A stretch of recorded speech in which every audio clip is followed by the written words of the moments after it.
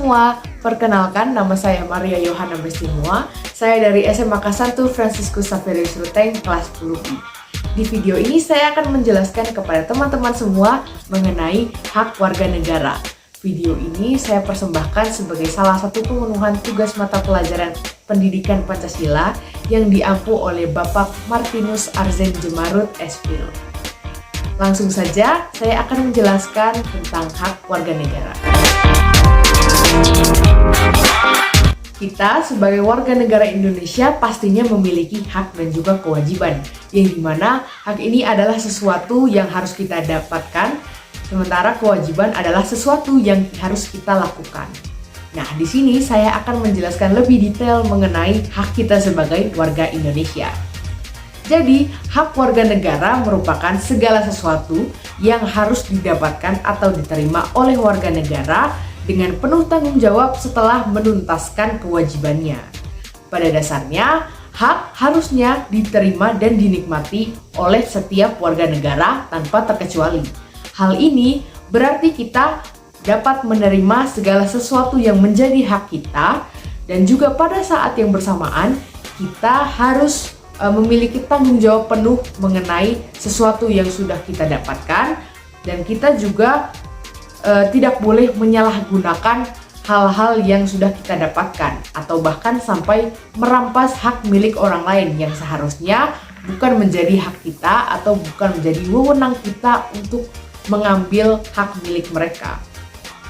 Tentu saja hak ini bisa didapatkan setelah kita menuntaskan kewajiban kita. Kita tidak bisa mendapatkan hak kita jika kewajiban saja belum kita tuntaskan.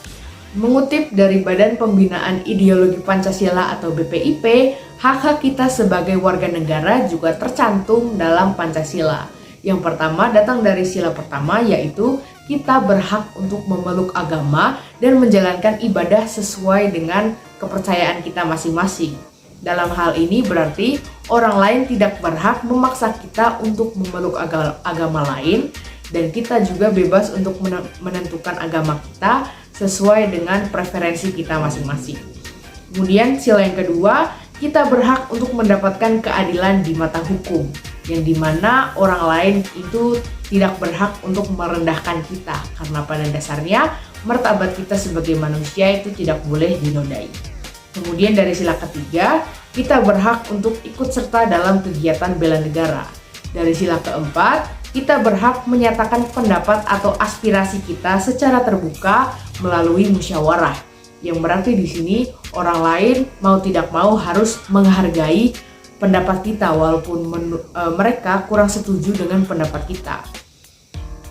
Kemudian sila yang kelima, kita berhak mendapat keadilan dari orang lain maupun dari negara. Selain hak-hak tersebut, ada pula contoh lain dari hak warga negara. Yang pertama, kita berhak mendapatkan tempat tinggal yang layak, yang dimana di sini kita sebagai warga Indonesia tanpa terkecuali berhak untuk mendapatkan rumah yang nyaman untuk ditinggali. Kemudian yang kedua, kita berhak untuk memperoleh pendidikan dasar, yang dimana kita berhak untuk memperoleh pendidikan minimal sampai SMA.